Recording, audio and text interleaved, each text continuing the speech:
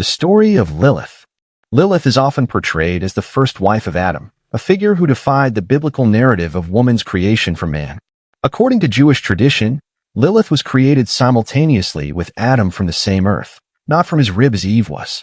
This shared creation made Lilith his equal, but the conflict arose when Lilith refused to submit to Adam's authority. She demanded equality, which Adam rejected, leading to a bitter dispute.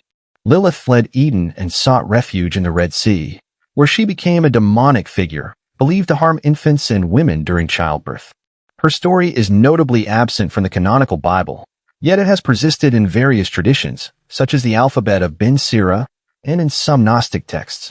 Lilith's image has evolved from a demonic figure to one of empowerment, representing rebellion against oppressive gender roles. The erasure of her story from mainstream biblical text speaks volumes about the cultural dynamics of ancient society and the role women were expected to play in both the religious and societal framework. Her tale challenges conventional interpretations of Adam and Eve's relationship and introduces themes of independence, gender conflict, and divine hierarchy. The Book of Enoch.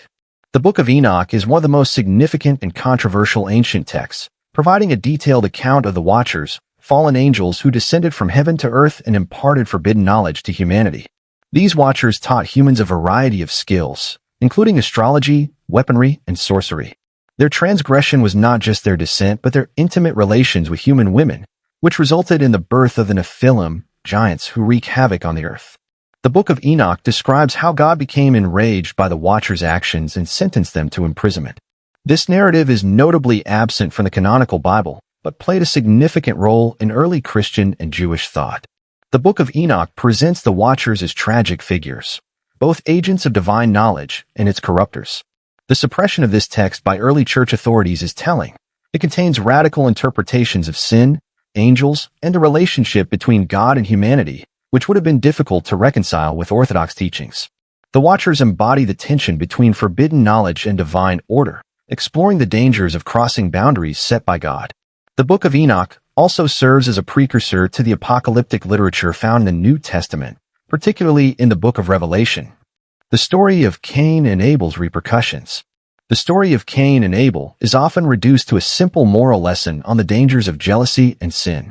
Cain, the firstborn son of Adam and Eve, grows envious of his brother Abel, whose offering is favored by God. In a fit of rage, Cain murders Abel, and when confronted by God, Cain is marked and cast away to wander. But the repercussions of this act extend far beyond the surface-level narrative. Cain's descendants, especially his great-great-grandson Lamech, are shown to carry a violent legacy, with Lamech even boasting of a greater vengeance than God's judgment on Cain.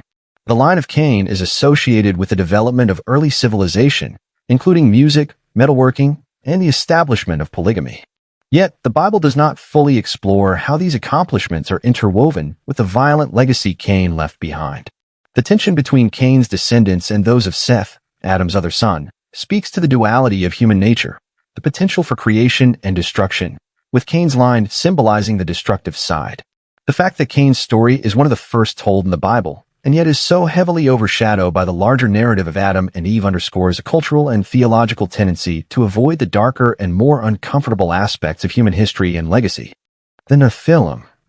The Nephilim, mentioned briefly in Genesis 6 verse 4, are one of the most mysterious and debated figures in biblical lore. Described as the offspring of the Watchers, fallen angels, and human women, the Nephilim are typically interpreted as giants, whose physical and spiritual stature set them apart from ordinary humans.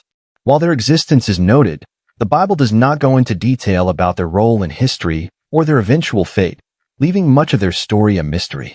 Many ancient cultures have myths about giants or demigods, and the Nephilim fit into this broader category.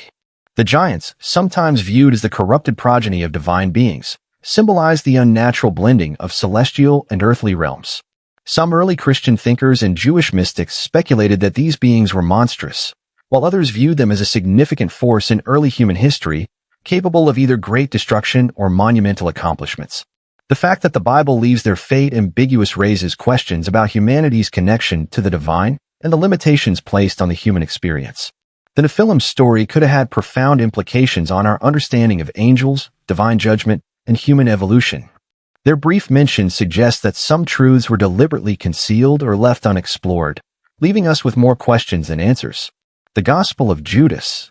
The Gospel of Judas, a Gnostic text, presents an entirely different perspective on Judas Iscariot, the apostle who traditionally betrayed Jesus to the authorities. In this version of the story, Judas is not a villain but a crucial participant in a divine plan. According to the Gospel, Jesus instructs Judas to betray him, claiming that it is only through this act that Jesus can fulfill his ultimate mission. This portrayal challenges the traditional Christian narrative, which casts Judas as the ultimate traitor, responsible for the death of Jesus. Instead, the Gospel of Judas suggests that Judas's betrayal was an act of obedience, not betrayal, and that his role in the Passion of Christ was necessary for the fulfillment of prophecy. This radically different view has significant theological implications, particularly in how we understand free will, destiny, and divine intervention. The Gospel of Judas was excluded from the New Testament canon because it did not align with Orthodox teachings, but its existence invites a reconsideration of Judas's actions and the broader theme of salvation.